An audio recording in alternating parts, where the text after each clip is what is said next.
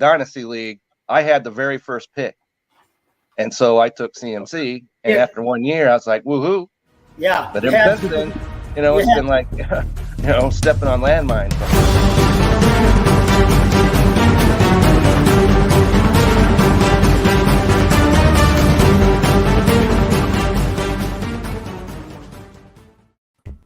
Good morning and happy Sunday, everybody, here for another edition of Belly Up Fantasy Live Dynasty Edition.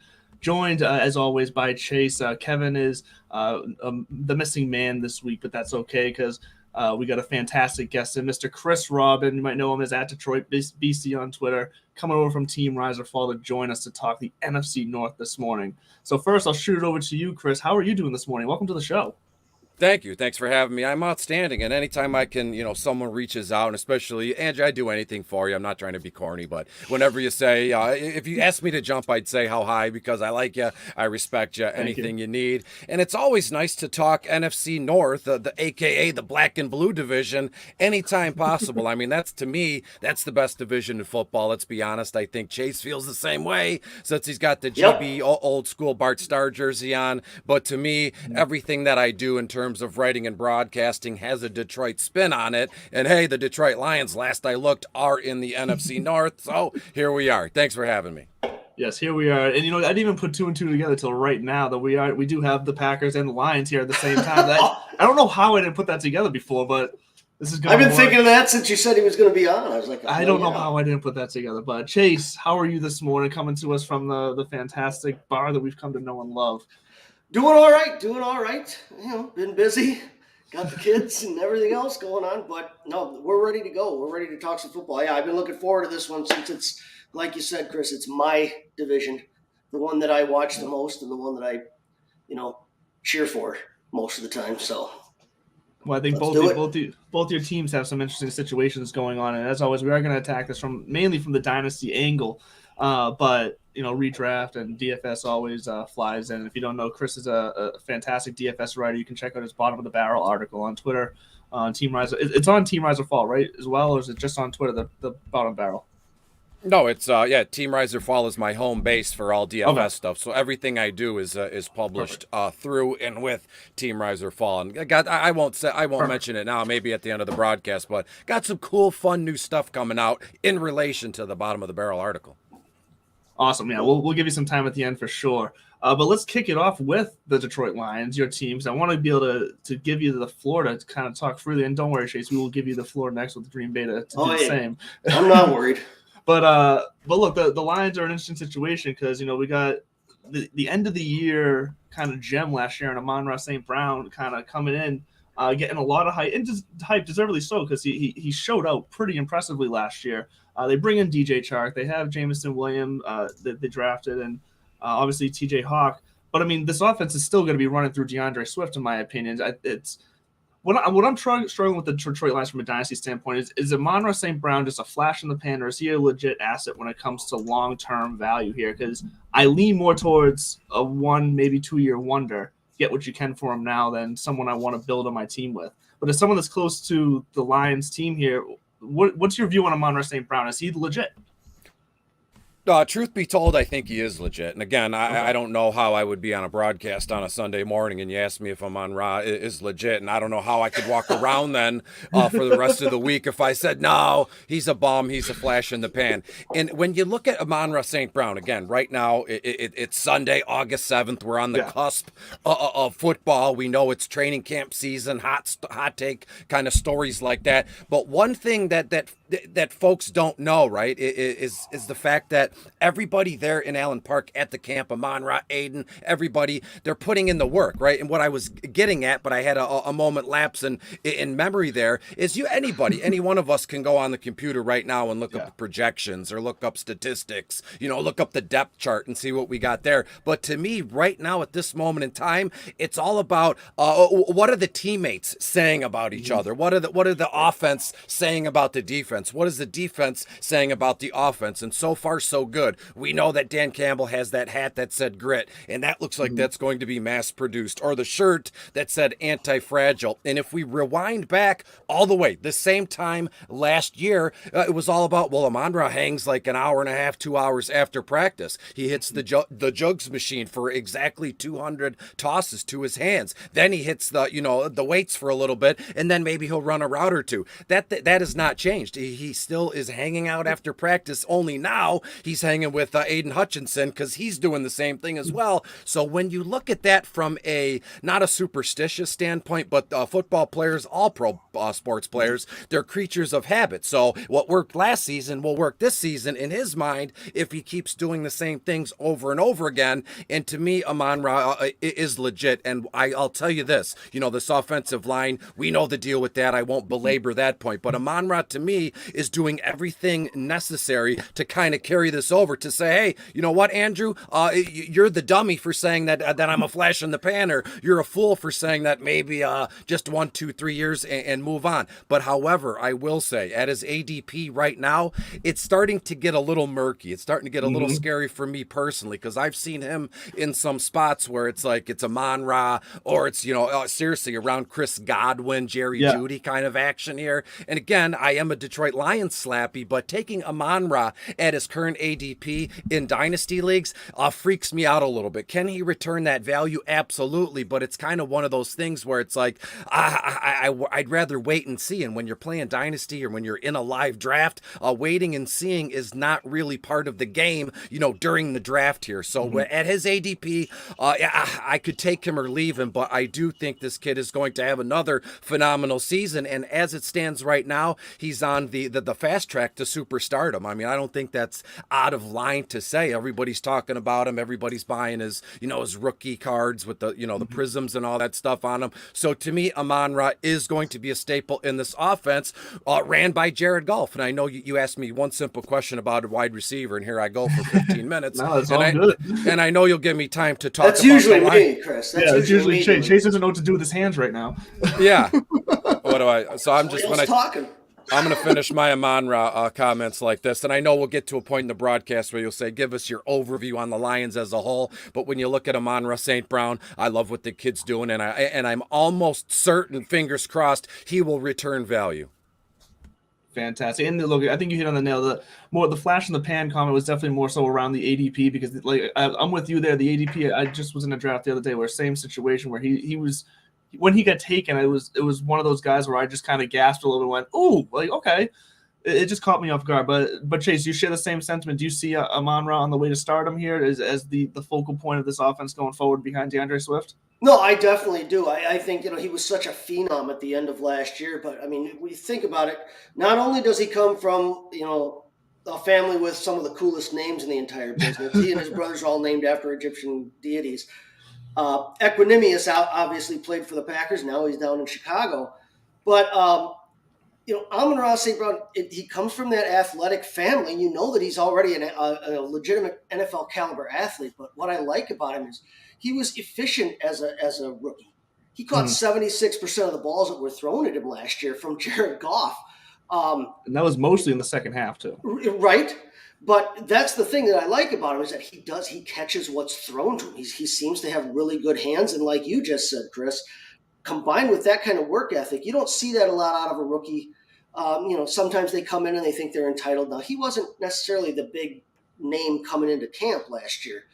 And I think that bodes well for him, that he had that chip on his shoulder, and it seems like he's kept that chip on his shoulder. I don't think he's in line to be like a top 10, 15 type. I definitely think that he is a solid wide receiver number 2. He's definitely up in the top 24. I would say he has that kind of ability. And I think it's only going to get better now that he's actually got some guys healthy and around him that can actually catch the football. Last year, their receiver core was such an absolute mess. We were turning to guys like Josh Reynolds. I think that, DJ Chark will help pull some coverage off him. I think when Jamison Williams is finally healthy and ready to get back on the field, that is going to be gigantic. I'm really actually looking forward to what this pass game can do when Williams is healthy and back, and when they can really get rolling, because I think they could actually surprise some people. I really do. People forget, for all the ribbing that Jared Goff takes, Yep. Jared Goff took a team to the Super Bowl. Now he didn't win it, He's a game and Matthew manager, Stafford though. had to escape Detroit to win a Super Bowl. But Jared Goff took a team to the Super Bowl. He's not an incapable NFL quarterback. He's not a star. He's not the number 1 overall pick type talent that the Rams were hoping for.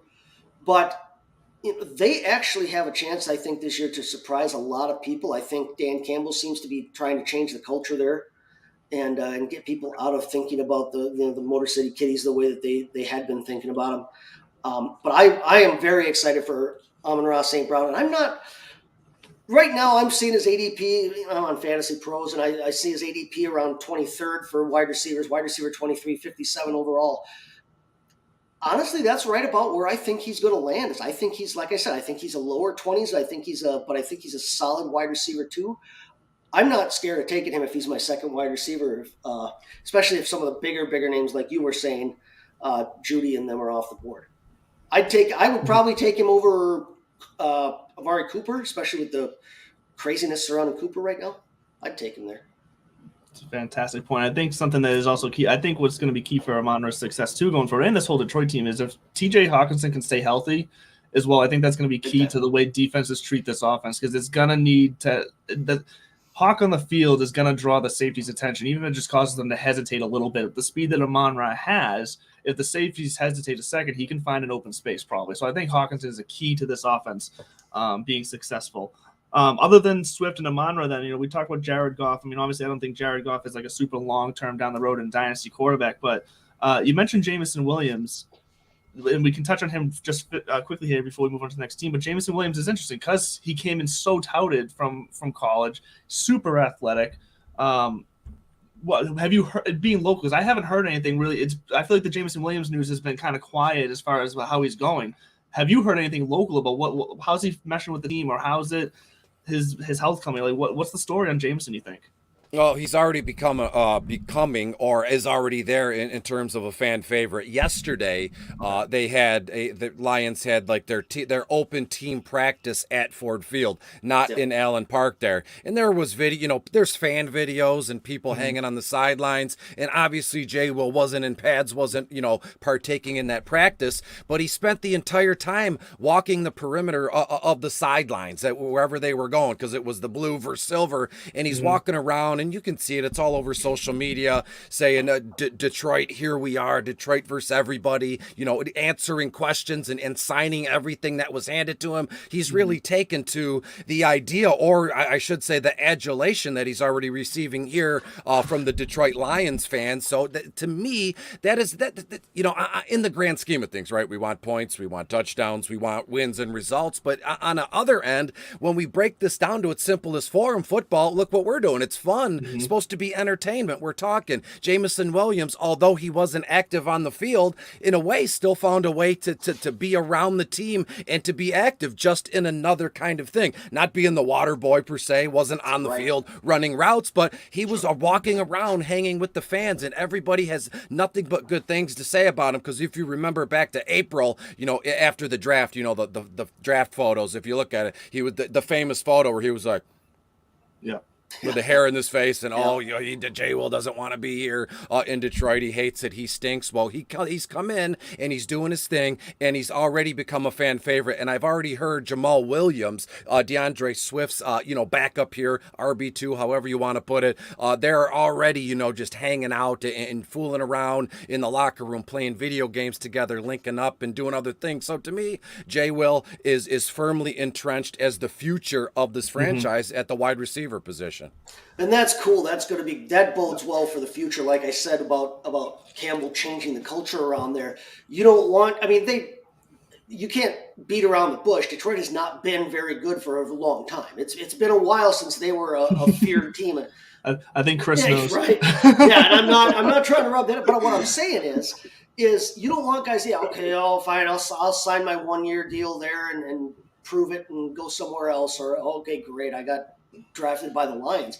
That was one of the cool things when Jair Alexander came into Green Bay, is that he took to the culture and he took to the city so quickly, and he just wanted to become part of it. He was talking in practice and living it up, and the fans came to love him immediately. And if Jameson Williams and other guys too, Hutchinson, if those guys can start to change that culture around there, you'll start to draw people to that organization, and you'll start to get the guys who already have talent. They've got talented players in the building.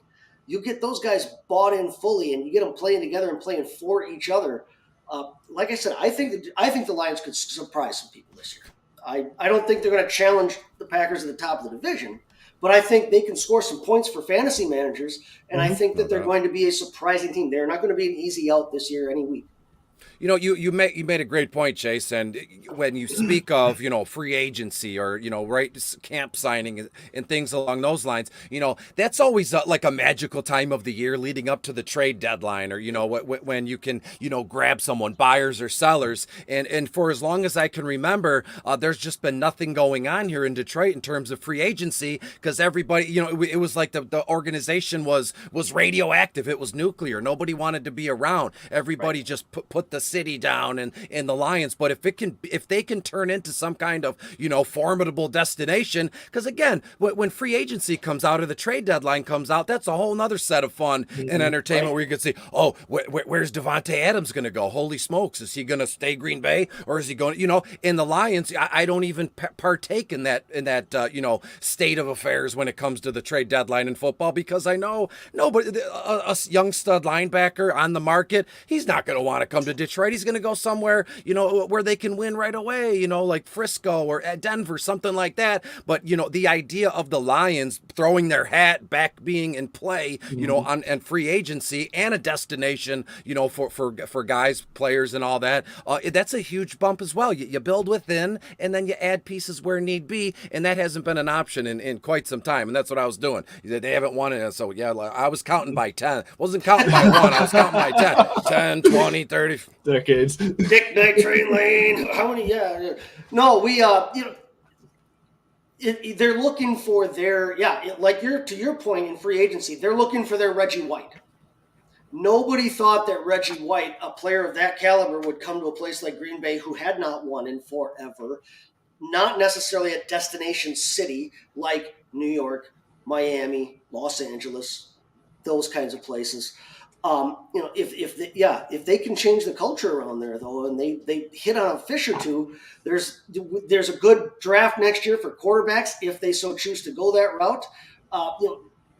The future is looking up there for the first time in a while, in my opinion. Just as somebody in the division who also tries to pay attention to who's around him. I'm looking forward to it. I don't think that people should be scared of taking Amon-Ra St. Brown. I don't think that people should be. Obviously, I have Swift as a high-end RB1 because of the way that he catches the football. I think Jamal Williams is one of those players that you need to take. He needs to be rostered in every league, because we know that if Swift goes down, Williams has done it before. He did it in Green Bay. He's done it in Detroit, to be a viable starting running back on your fantasy team if he has to be the starting running back on his real team. Chark has value. Williams in a dynasty draft, I love. Hawkinson is still young enough too that in a dynasty draft I'm taking him. But they have some good skill players. They're going to be fun to watch in the next couple of years, especially if they get the quarterback situation shook out. Yeah, they were fun to watch last year with the way, like you guys have both mentioned, the culture I think is key. It's going to be big for all these rookies going forward. I think the culture helps speed up the process when they have a culture that encourages them to be them and really buy in. So I think Jameson Williams in the future, Amon-Ra St. Brown, I think it's a good situation for young guys. But let's move on before this becomes Detroit's most favorite podcast and we talk all Lions. Let's jump over to Chase here and let's talk his Green Bay Packers. Because look, big shoes to fill here with Devontae Adams gone, and look, they tried to make some moves in the draft to do so, bringing in Christian Watson, bringing in Romeo Doubs, and they're getting Tanyan back healthy.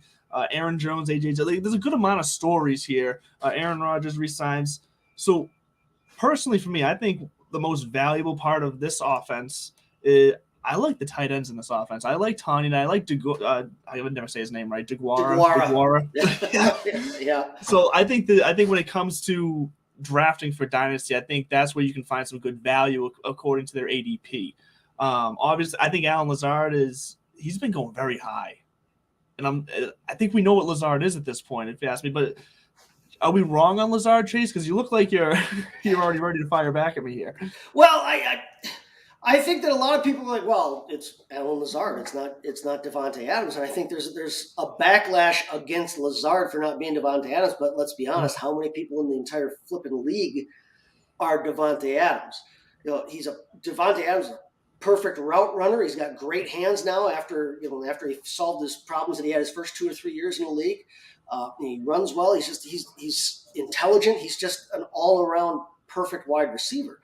So of course you're not getting that with Alan Lazard, but Alan Lazard has Rodgers' trust, and that's a big thing. You hear people talking about it a lot, and it comes up. But the reason it comes up on these shows all the time is that there's something to it. Rodgers throws to the people that he trusts. Remember, he lobbied to bring back Randall Cobb. Randall Cobb is not anything more than a regular middle of the road replacement level receiver at this point in his career. Early in his career, he was great. He's still a viable and good slot receiver, but Rodgers lobbied to bring him back, and he didn't lobby to bring him back just because it's his buddy.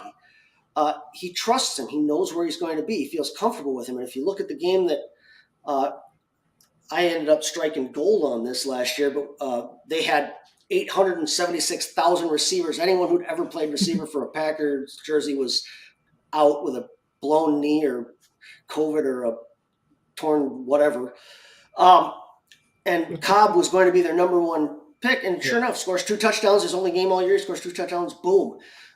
Rodgers trusts him. And if Rodgers trusts Alan Lazard, and he has said that he does, and we know that he does, he throws his way, that counts for something in this offense. Devontae Adams is leaving behind almost 170 targets. You add that to the fact that Marquez Valdes-Scantling is now running routes for Patrick Mahomes. That's over 200 targets that are available and flying around in this offense with no one to claim them. Christian Watson's been hurt a little bit, and he's been out. He hasn't really practiced a whole ton here. But Alan Lazard has been there, and he's been the steady force. And Alan Lazard, for his career, he's been efficient. He's been very steady, and he's not going to blow anybody away. He doesn't have the best 40 time, but he does what you need to do to be a professional football player. You know what I mean? He's one of those guys that's just a steady professional football player, knows what he has to do. He has Rodgers' trust. And he is going to be the number one receiver in this offense at least this season, especially with Watson taking some time to develop here or taking some time to get on the field. Now, do I think that he's a 6-year option? He's going to end up – no, I don't. But for this year, he's going to be the number one. And if you're going to be Aaron Rodgers' number one receiver, I want a share of that on your team. Mm-hmm. Whatever you feel or whatever you think about Aaron Rodgers – he's going to throw the football. He's going to throw it well, and somebody has to catch it on the other end. And we know that, Alan Lazard has his trust, and he's going to be looked at and looked for.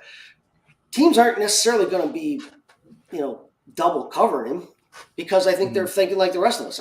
He's not Devontae Adams.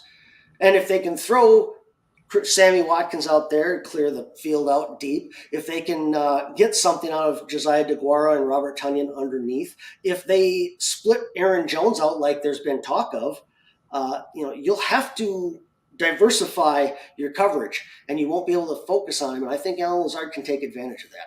I'm excited to see what he can do this year as a Packer fan. I am also buying shares of him when I can in fantasy because I think that he is being a little undervalued or a little overlooked.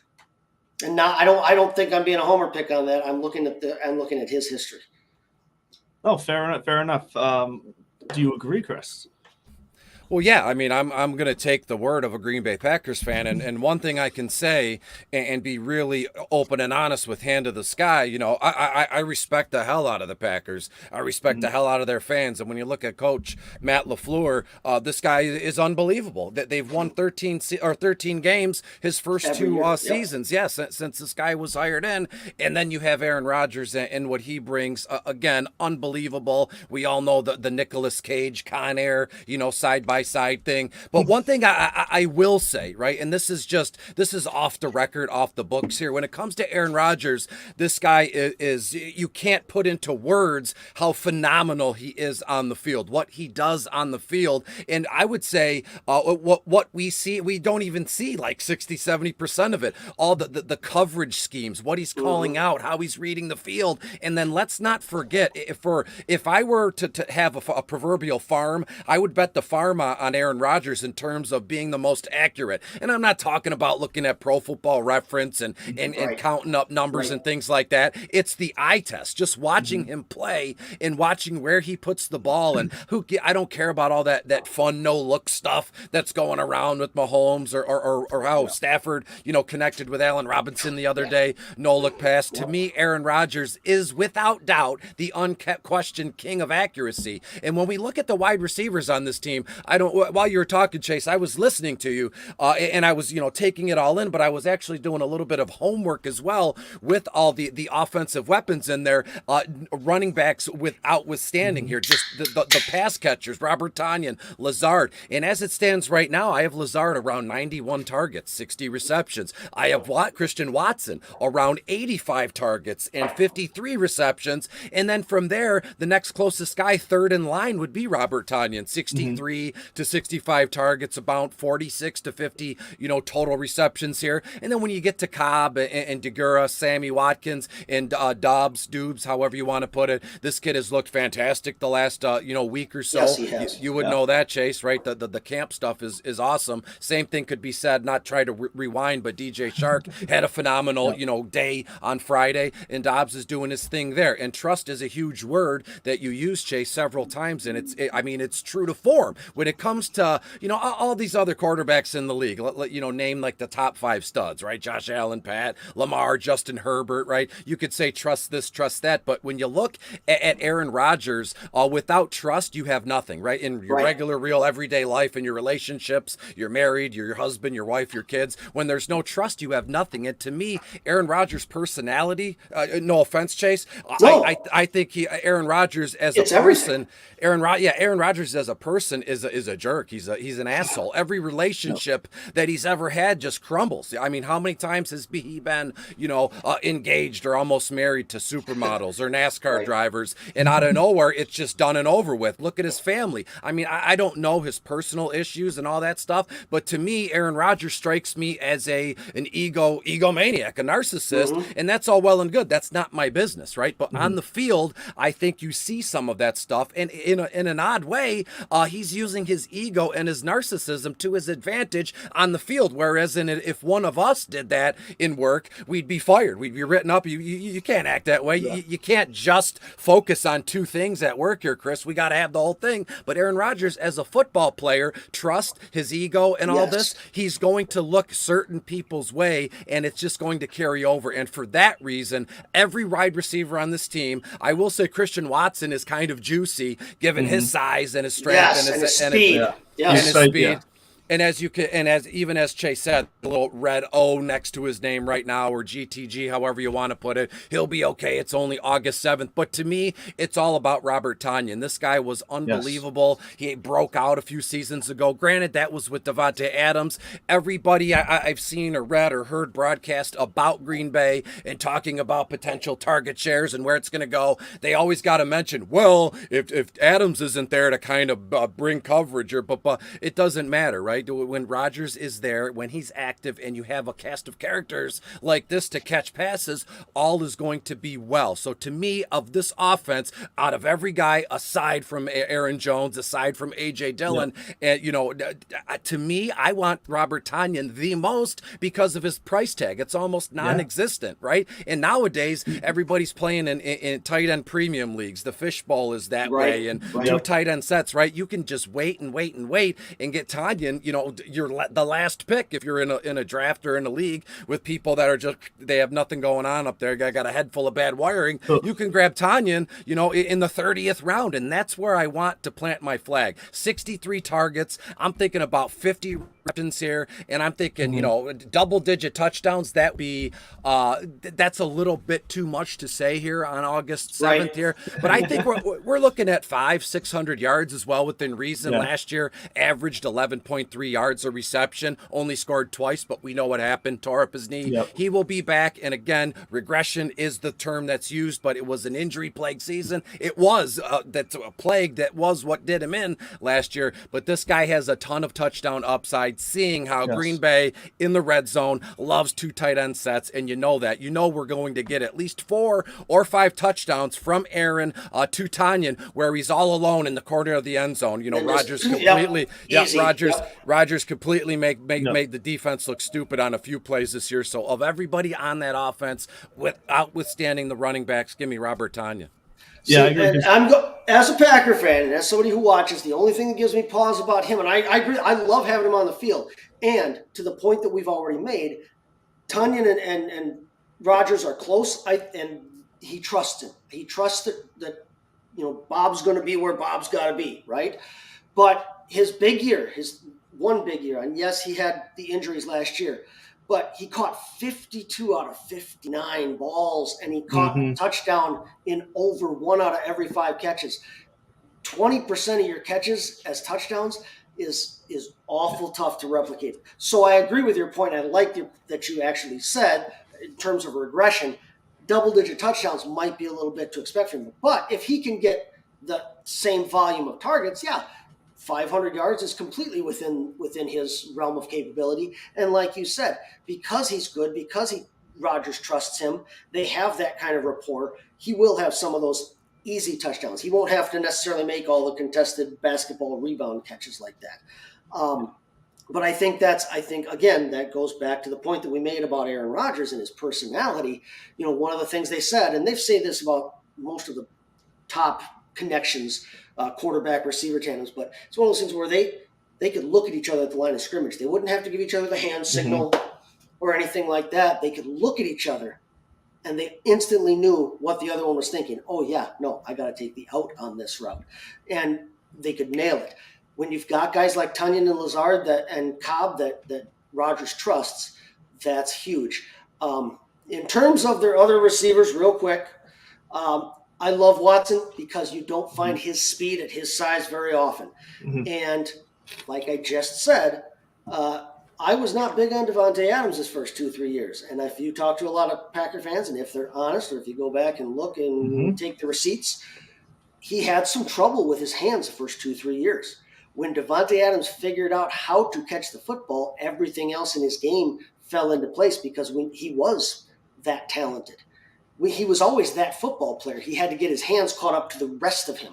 And if Christian Watson can get his hands caught up to the rest of him, he's going to be good. So I'm loving him in the Dynasty League, but I'm not expecting a ton out of him yet necessarily this year.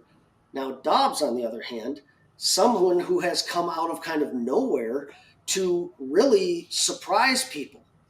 And I think that, if I had to make a bold, hot take prediction, Dobbs has the potential on this team because of the situation, the opportunity available because of the chaos in their receiver room after this offseason. He has the potential to be possibly, say, this year's Amon-Ra St. Brown, because there isn't a ton. There's competition in that room, but there is no high-level number one guy, top-level guy, to take away those looks. And he has been playing very well, and he has been showing something, and he's impressed not just the fans, but the coaching staff and the players around him. Dubs has the potential to be this year's Amon-Ra St. Brown. So I really like the future for this team, and I'm buying shares of their receiving core, their 2 young wide receivers in Dynasty. I'm buying shares of Allen Lazard as well. He's not ancient. So Yeah, I think it's fair to say as long as Rodgers is the quarterback there's going to be dynasty value at these positions for sure. And just to wrap up the Tanyan point before we get to our Manscaped ad here, he's going as tight end 24 in dynasty right now, which is just insane value because I think even with touchdown regression, I think he could, with the way the tight end landscape is, even with touchdown regression, I could still see him as a top 12 as a tight end 1. So he's higher than 24. Yeah, there's massive value there. So yeah. Go the route. You can go the route of waiting on tight ends and grab him late, and you can stack up other positions. That's usually the route I go. But anyways, before we move on to the other teams in this division, let's hear from Manscaped, who always has some fantastic words for us to brighten up our summer. So we'll be right back after this quick break. Hey, you. Yeah, you. Got bush? You definitely do if you haven't tried the best products from our sponsor today, Manscaped. Taking control of your bush is important. These products are so good, you're going to be showing pride in your new bush-free yard. It's a fact that you will have the best-kept nutsack on the cul-de-sac. Save big and be the most hygienic version of yourself by using the discount code BELLYUPFANTASY for 20% off and free shipping at manscaped.com. Whether you're looking to go bald like an eagle or just in need of a safe trim, Manscaped is dedicated to helping you level up your full-body grooming game. The grooming package I highly recommend is the Performance Package 4.0. Inside this package is the Lawnmower 4.0. This electric trimmer is a bush worst nightmare. With a Performance Package purchase, you get 2 free gifts, the Shed Travel Bag and the patented high-performance reduced chafing Manscaped Boxers. They have a bunch of other products on their website too to help you maximize your confidence and grooming game. So that's 20% off and free shipping when you use the promo code BELLYUPFANTASY at manscaped.com. It's time to level up your game from the Amazon to the Amadong with the ultimate bushwhacking tools from Manscaped. So one more time, that's 20% off and free shipping when you use the promo code BELLYUPFANTASY at manscaped.com today. Hey. All right, and welcome back. I'm going to go ahead and say let's jump over to Chicago next because I want to make sure we get in these teams here. I think Chicago has been an interesting story this offseason. Darnell Mooney has been flying up the ADP charts, becoming very popular. Cole Kmet has been a popular value tight end on this team as well. David Montgomery is still kind of in the middle there. He's going about where he should be, but I think Justin Fields here, obviously from a dynasty standpoint, has been a popular draft pick, a popular trade target. So I think Chicago has some interesting scenarios here, especially in that wide receiver room. That's been the big talk where they don't necessarily have a top guy. And look, I don't disagree. I feel like all I've been doing on the show so far has been, pooping on the top wide receivers on these current teams right now. But look, I once again feel like Darnell Mooney is going higher than he should be. From a dynasty standpoint, I don't see. I could see a situation where someone by the end of the year, like Volusis Jones or Daz Newsome, gets a spot on this team to where going forward they get to show themselves a little bit more. I just don't think, like you were saying about the Packers, Chase, that the hurdles that these young guys have to jump to get to stardom on their current team, I don't think is out of the question for them to get past. And I think this wide receiver was one of those where if Daz Newsome, Volusis Jones, hell, if even N'Keal Harry decides he wants to show up and play some football, I think there's opportunities and chances for some guys to come out of this. Where are we standing on these Chicago? So here's the question I want to ask: is Darnell Mooney a number 1 wide receiver? He's a number 1 wide receiver on his team and on an NFL football team. He can be in the right situation. The biggest thing that gives me pause with Darnell Mooney is not his personal talent. It's not his ability to play football and catch. It's his quarterback situation. Is Justin Fields actually the guy in Chicago? He doesn't have a ton of competition for targets outside of the running backs on that team. And like you said, Cole Kmet, if they're smart, Byron Pringle doesn't catch a lot of balls, but he's a touchdown monger. He showed that in Kansas City. N'Keal Harry, you know how N'Keal Harry plays football. You've watched him for several years now. He plays football in the cafeteria. I watched Equanimous, yeah, right. I watched Equanimous St. Brown do not a whole ton up in Green Bay. And Willis Jones is, I mean, he was great in college. He was a talented college football player, but he doesn't necessarily translate to the pros yet. Darnell Mooney, I like the guy as a football player. He's one of those real life football players I would love to have on my team. I'm fading him in fantasy, dynasty, redraft, whatever, because of that quarterback situation. I need to see if Justin Fields can put it all together. And I know that Chicago Bears fans are going to hate to hear that because they were so excited when they finally got him, because they've waited forever since Sid Luckman to have an actual quarterback in Chicago. But I don't trust Justin Fields yet. I hope to gosh I'm wrong. It would be awesome to see Chicago be good. I think the NFL is better when Chicago's good. I think the NFC North is better when Chicago's good. It's more fun to watch. But until they get that quarterback situation shook out, and until we see if Justin Fields is a real deal, I'm not as high on Darnell Mooney as I would be if he had someone legitimate throwing to him. If his quarterback situation is good, Darnell Mooney's a good football player. Well, and right now Justin Fields is going as the QB 14 in Dynasty. He's going ahead of Aaron Rodgers, ahead of Derek Carr, ahead of Tua, Mac Jones. Like I wouldn't take him ahead of Tua. I would not take him ahead of Tua yet. He's going pretty high and look, sure, and because it's Dynasty, people can say, "Oh, of course he's going ahead of Rodgers." Rodgers is older. Look, Rodgers. I'm not saying Rodgers is got the same like health and body as Tom Brady and whatnot, but I don't see Rodgers being done in the next 2 to 3 years. Like I think Rodgers still has dynasty value. I think that ego could pull him. Yeah. Yeah, so I think he's still going to be around long enough to where you can still take him as a top 10 quarterback in Dynasty and still get that value out of him, depending on where you are in your rebuild or competitive stage in your league. So for me, Fields going higher than him. Look, I'm a big Derek Carr fan. I love the guy as a person. I love him as an athlete. I think I'm so excited to see Derek Carr this year have a chance to really show up and show out. But yeah, Fields doesn't. I don't see it in Fields personally myself, and that is where it gives me pause on really the whole receiving core. Look, they have a lot of guys here that are looking for their second chance between Harry, between Pettis, Tajay Sharp. Like, they have a lot of veterans who this is probably their last chance to really do something. They bought into Justin Fields, which should tell us something, but it doesn't. It's not adding up in Chicago for me. What do you think, Beast? What do you think of it? Well, while you guys were talking, I'm sitting here thinking, and again, per usual, I got a pen. I always carry a pen and a piece of paper around, and I wrote two things down. I wrote backwards ?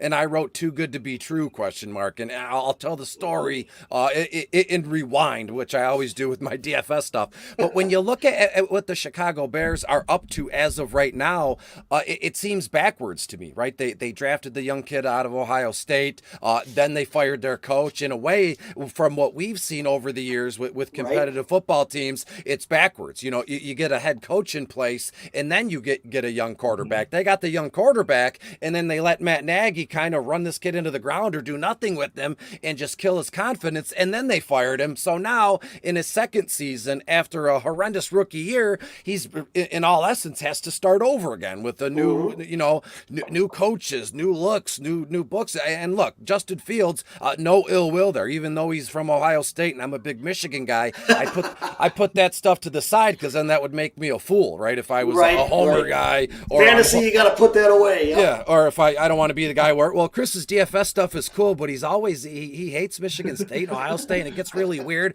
You know, that was college, that was then, and this is now. Right. And when you look at Justin Fields, as you said, quarterback 14, I get the idea around it, right? He's a young kid. He has all this untapped potential, and I get the idea that Matt Nagy had no flipping clue what he was doing last year on both sides of the football. How to get Fields going. It just made no sense where you let Fields start a game and then halftime you got another quarterback out there, or vice versa, right? I don't even know who their starting quarterback was last year. Darnold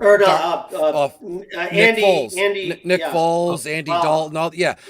You have a quarterback that starts the game, and then like a peewee or high school game after halftime, You got Justin Fields is back out there. So all that vice versa stuff, all that upside down, inside out, black and weird stuff was not good for his confidence. And again, he's young enough and he's talented enough to get over the hump. I'd like to think at this moment in time that's all behind him. If he's still working on confidence issues in year 2 at the beginning of August, then you're going to have problems for a quarterback here. I get the idea that he's young, as I was saying. He's quarterback 14 in ADP right now. I am also aware that we have to have patience with these kids. And again, with everything that's in our face now, everything is boop, boop, boop, available on our phone. DFS, sports betting, live betting. We want everything now. We want what we want when we want it. And so the idea of letting a quarterback develop is like, it's like a foreign question. It's like foreign behavior to say, well, Justin Fields, year 2, head coaching change.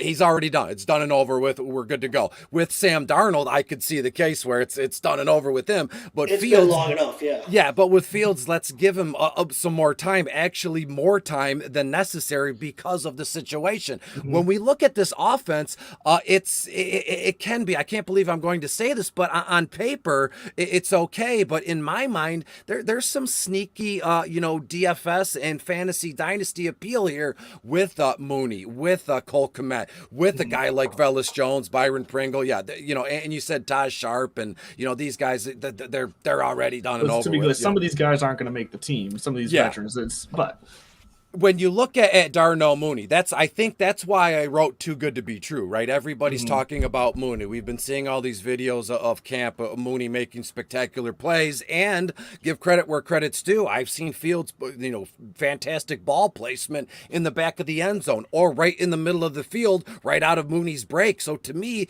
this connection, it's good, but is it too good to be true? Because as we're seeing right now, that seems to be all they have there. And if a schlub like me on Sunday morning can see that, what the heck do you think, professional defensive coordinators and things are going to do? They're going to X that right out of the game plan. And we saw last year when Fields is a little befuddled, when he gets a little, his feathers ruffled a little bit, the wheels fall off. It's like 15 yards over your head, or it's just boom, right into a linebacker's chest here. So Fields has a bunch of stuff to work on. But again, I'm going to give this kid all the time in the world he needs, because Matt Nagy was bad news, and now this guy's I shouldn't say toiling away as the quarterback coach in Kansas City, but you're a quarterback coach in Kansas City with Patrick Mahomes. It's like what do you really what say? What can you do wrong?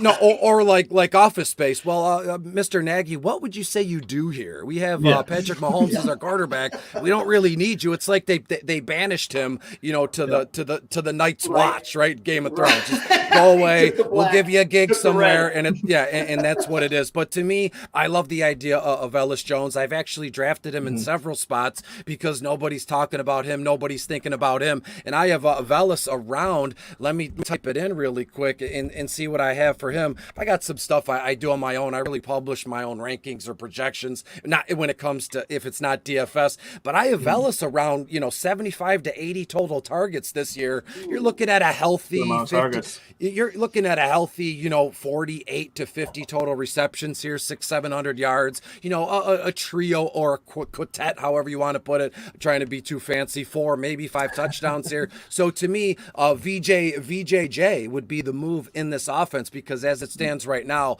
Cole Kmet is being unbelievably overvalued, overdrafted. This time last year, people were talking about Adam Troutman in New Orleans and Cole Kmet on the same trajectory, and for some odd reason, Kmet went woo, and here's Adam Troutman still just wherever, and I'm not buying it. And again, all these pieces of this offensive line, tight ends, wide receivers, running backs, they're going to tick as Fields goes, and the jury is absolutely still out on him. He's been doing some great work in camp. We've seen great videos. We know that's the type of year, but when rubber meets the road, push comes to shove, can this kid get it done? And again, I don't have an answer for that, and I don't know too many people that do, right now with Justin Fields. We shall see.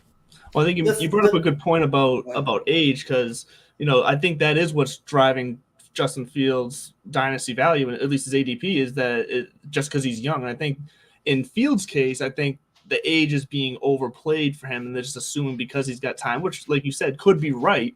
but it doesn't mean he's worth being drafted over, like I said, someone like Aaron Rodgers. And to take a step back to the Packers, I think where age is being maybe more appropriately managed is between A.J. Dillon and Aaron Jones. There is that Dillon, I think, is the future. I think he's rising up charge, I think, respectfully and appropriately, because I think he is the future of the running back core there in Green Bay and in dynasty formats. And as a Boston College fan, there's few of us out there, I know, but A.J. Dillon, like you watching him in college, you knew he was a stud. There was no question about it for me. So I think A.J. Dillon's the real case. And look, we all know the stories with running backs and age and whatnot. Like I think Aaron Jones, he over the next couple of years, he's gonna fall out, and A.J. Dillon, it's gonna be A.J. Dillon's backfield. So I think in that case, the age thing is working out appropriately for dynasty ADPs, because Aaron Jones is kind of dropping and staying the same, but A.J. Dillon is rising. I think Fields is getting that same treatment, but he's not worth that rise yet. The thing about Fields that I do like is if he can even become a serviceable passer, which he was not last year. 7 touchdowns, 10 interceptions, under 59% completion percentage. He wasn't even serviceable as a passer. Like you said, Chris, he panics if the pressure's in his face, and with the Chicago offensive line, the pressure's going to be in your face. But he has that rushing floor that we love to see in a fantasy quarterback. In terms of a real life quarterback, if he can just be serviceable, Darnell Mooney's going to be fine. He's going to be fine from a fantasy standpoint because he's got that rushing floor that will always kind of keep him from absolutely tanking and cratering. But I need to see that from him this year. I've got him projected again this year for more interceptions than touchdowns.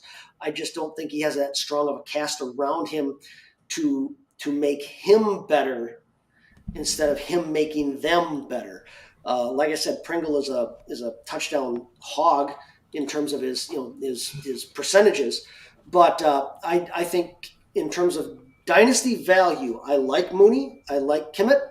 One of the guys that I like the most on this team from dynasty value is not Fields, even though I agree with you. I hope they give him time. I hope they give him a couple of years still. This new regime isn't invested in him because they didn't take him, but I hope they give the kid time. But I like Khalil Herbert in the backfield from a dynasty standpoint.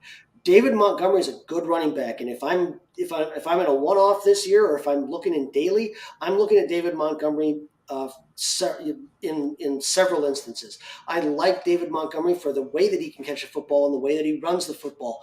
But Khalil Herbert showed when David Montgomery was out last year that he's got some actual skill. He's got some real skill. They don't have to be married to David Montgomery in the backfield for their future. They don't have to worry about that. They've got a guy behind him that can play the ball. So in dynasty formats, I like Kimmett going forward, although I agree with you, Chris. I think he's being overvalued right now and overdrafted right now. I like Mooney, even though I don't think that he's a superstar just yet because of the quarterback situation. And I like Khalil Herbert going forward as a sneaky play to give you some value a year or two down the road. Yeah, Khalil Herbert was he was a bottom of the barrel all-star. I mean, his price tag was always, as low as it gets, and the kid produced for, several weeks in a row, and we're talking, legit points, touchdowns, not just, shallow yardage or shallow this. I have Khalil Herbert, just shy of 100 carries here. I think that's cool, 400 total yards. When you look at last year, he had 103 carries, and he averaged around 4.2 yards a pop in comparison to David Montgomery's 3.8, but I know you can't really compare the two like that because Herbert had 103 while David Montgomery had 223. So workload-wise, obviously DeMont is in a great position. He brings everything to the table, rushing, catching, and doing all that. So I would have no issue rostering both of these guys or drafting both of them. And it's not from a getting your stud and then getting a handcuffed. It's not a handcuff situation. I firmly believe that Khalil Herbert at some point this season, maybe even during preseason, we're going to see Khalil Herbert start to, have standalone value, and we can cut the cord on that handcuff word. Right. Yeah, for sure. And, I like what we started with Khalil Herbert, but I want to make sure we quickly, because we are running out of time. I want to make sure we quickly touch on the Vikings. And this happens every week, and this is why I say the Vikings for the last, because to me the Vikings have the least amount of heavy questions. I think we know what the Vikings are pretty much. I think there's two interesting stories when it comes to the Vikings. I think that could be interesting dynasty wise. Is Irv Smith comes up with a thumb injury, shocker. Had to have surgery. It does look minor. But this guy is a guy who should be an absolute stud at the tight end position and be so valuable in Dynasty, and you just can't trust what you're going to get from him just in playing time. And then KJ Osborne is, at least over the last week, his hype level has been flying up. KJ Osborne getting drafted everywhere right now. And I think what that really is that's a anti-Adam Thielen tweet. I think people are out on Adam Thielen now, it seems, and that's the feeling I'm getting. I'm not sure I'm quite there yet. I think we've seen just some unfortunate luck when it comes to Adam Thielen, his health, his situation, whatever. I'm not out on him yet. I'm not ready to crown KJ Osborne the wide receiver 2 there yet. But am I comfortable with Adam Thielen as in Dynasty for the next few years forward? I'm maybe less comfortable, but I'd rather still keep him right now than try to ship him off somewhere. Do you guys have any strong feelings when it comes to the Vikings dynasty wise here? Well, I'm going to say. Go ahead, Chase. Okay. Well, I'm going to say first off, Adam Thielen is a good gall-darn football player. Mm-hmm. Just stop. He's still their wide receiver too. Yes. KJ Osborne's a good football player. He's going to be good. He's fine, and I love him on a dynasty roster. But Adam Thielen is still Adam Thielen that we've known. I think that we need to take a look at this team from a couple different standpoints. For one, Dalvin Cook is Dalvin Cook if Dalvin Cook is healthy. If he's not, the nice thing about it is that Alexander Mattison is serviceable from a fantasy standpoint. He's not a great running back in real life necessarily to take over for him, but he has shown that he can at least fill that role in fantasy enough that you're not killed if you had all your chips in on Dalvin Cook. Justin Jefferson has an argument for being one of the top two dynasty wide receivers to take right now. He and Chase are battling that out, it seems like. Jamar Chase, not this Chase. But I like KJ Osborne going forward, but I don't think that he's supplanted Adam Thielen yet. So everybody needs to slow their roll on that. If I have Thielen, depending on where I am in terms of my team and what my abilities are, I may hang on to him and try and grab the value out of him this year in terms of that on the field. If I'm not competitive, I may be trying to move him for something right now. You're not, like you said, right now, unfortunately, his name value doesn't carry a ton because for whatever reason people are fading him. But I think that reports of his demise, as Mark Twain said, are greatly mistaken. And I think that he'll be fine this year. Irv Smith Jr., I think we're all just hoping is not one of those what ifs because he does have a ton of talent. But the problem with it is like he has not been able to stay healthy. If that kid can stay healthy, he's a great receiver. He's a good all-around football player, and he could be something really special. Dynasty-wise, real quick, I like the guy they took this year. I like Ty Chandler in their backfield. He might be a sneaky play in a dynasty format. Dalvin Cook is getting older. Alexander Mattison in real life is not anybody's answer to a running back number one. I like taking a chance on Ty Chandler real late in your rookie drafts. What say you, Chris? Yeah, well, first and foremost, before I got to get something off my chest. I said it earlier. I respect the hell out of Green Bay. I can tolerate Chicago Bears fans, but there is just something about the Minnesota Vikings as a franchise, and anybody who's into Minnesota, it's absolutely a no-go for me. And I've learned my lesson. I thought I learned my lesson, but here I am, pouring fuel onto the fire after arguing, for 6 months, 2 years ago on social social media about this is the Kirk Cousins in Minnesota before Justin Jefferson was even drafted, and you can go around social media right now, and it's unbelievable how toxic Minnesota Viking fans are, and this false sense of security that they have, with Kirk, and it's all based on one guy, one kid, Justin Jefferson. Without JJ, what would we have with Kirk Cousins? We'd have a mediocre Michigan State college kind of QB here, and that's what we're doing, and that's what we're talking about. However, I must be living in dreamland because they do have Justin Jefferson. He is going to get 150 plus targets. He is going to be a stud, right? It is what it is, and to me, he is the best wide receiver in the business right now. A close second, obviously, Jamar Chase, who's realistically only hindered because he's on a team with so many other serviceable, studly wide receivers. Yeah. If he was on the Vikings, he would have 150 targets too, but that's all well and good. When we look at Adam Thielen, this is where I'm going to concentrate, and this is where I'm going to leave it be. This guy is just an unbelievably dominant touchdown scoring machine. He scored 24 touchdowns on 202 total targets the last 2 seasons. However, you got to take the good with the bad, right? He's missed 11 games over the last 3 seasons.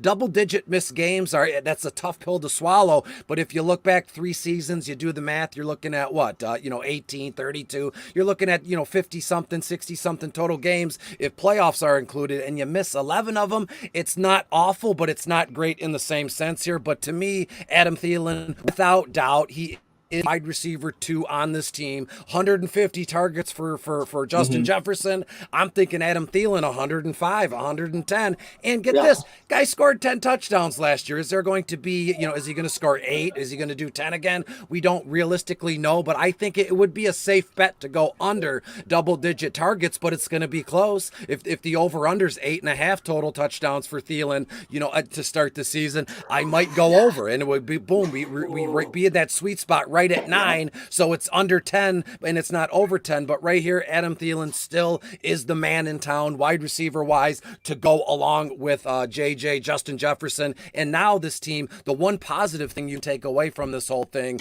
with Kirk Cousins, with Minnesota, Zimmer is gone. This guy looked whacked out. He was even worse than Nagy in Chicago here, but I'm thinking we're seeing a power switch in this division, and it looks as though Minnesota is going to creep up right around where Green Bay is in this division, but it's only going to last so long, because once the wheels fall off of Cook and once the wheels fall off of Kirk Cousins, what are they going to have? You're going to have some stud receiver in Justin Jefferson, we're going to be like, looking around like the Three Stooges. So that's what I'm thinking, and then when that happens, it's all going to happen so fast. Cook is going to fall off a cliff, Adam Thielen off a cliff, and your quarterback Kirk off a cliff, and it's going to happen when, I don't know. I don't wish any ill will towards any of these guys, but from a fantasy football dynasty perspective, you have to keep that in the back of your mind when you're looking at the Minnesota Vikings this season.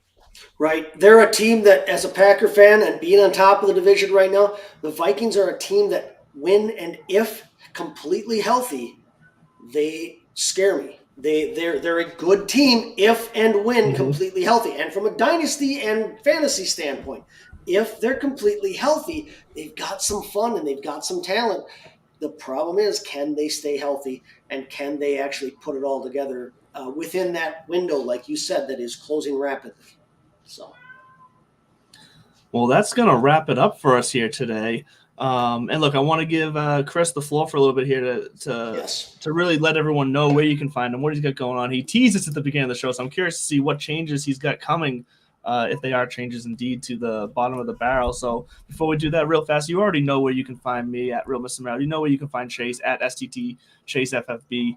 So we're going to leave the rest of the show here to Chris. The floor is yours. Hit us with what you got going on. Thank you. I'm not a big blogger. I got a statement I want to make about the North, but in terms of what I'm doing, you could find me on Twitter at Detroit Beastie. When it comes to bottom of the barrel, that is my baby. I've loved writing that thing for, this is like 10th or 11th season now.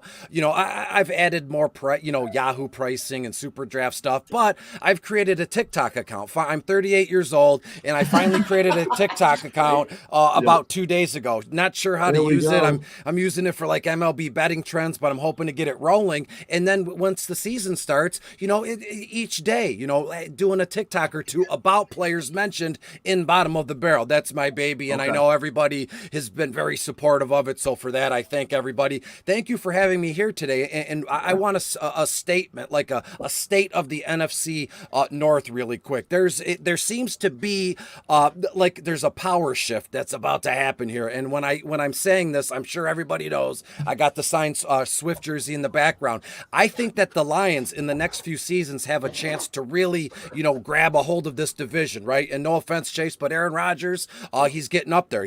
We've already seen the comments. People asking about TB12. I don't think I'm going to play that long. I think he's going to scoot and split soon enough. And I think we're going to see a power shift in this division very soon, thankfully, in the Lions' favor. We're going to have Chicago. What can they do with Justin Fields and their new coaching? But I have a feeling here where this division is trending in a direction here where Chicago might be at the bottom of the sucker for quite some time. We're going to get Minnesota, in that bottom tier kind of thing, if and when some of their star studs split or they fall off a cliff. And Green Bay, with or without Aaron Rodgers, just a superbly ran organization. Yes. They're always going to be in the mix, no matter who their quarterback is. It kind of reminds me, kind of like the Minnesota Twins in baseball. They're always in the wild card hunt. And that's what they have in their pocket. That they're a well-run organization at this point. Bingo. Yeah. So I feel like there's going to be a power shift in this division in the Lions' favor. And at my age, 38, being on TikTok with young kids and having, the Lions never done anything of note in my lifetime, I think it's exciting. And even if you two don't believe me or understand what I'm saying, or in the comments that there is a power shift and the Lions are going to take hold of it, even if you think I'm full of shit, say, just let me have this moment, please. Leave me alone and just say, yeah, the Lions are going to be okay, Chris. And then after the broadcast, you can roll your eyes. Thank you. No, look, I think the logic sounds, I understand exactly what you're saying. And look, it's not out of the possibility, I think, for that path to be true. So I will let you have your moment, and we'll see if it comes true. But like I said, that is going to do it for us on this Sunday morning. We will be back next week, as always, every Sunday, 11 a.m. here on Belly Up Sports YouTube. You can find us also on Twitter at Belly Up Fantasy Sports, at Belly Up Media. And as always, at Real Mr. Mallard, at STT Chase FFB, and at Detroit Beastie. I almost messed that up. I apologize. And remember, you can find Chris at TeamRiserFall.com for all of his content there as well. We will see you guys next week, and have a great week. Sláinte.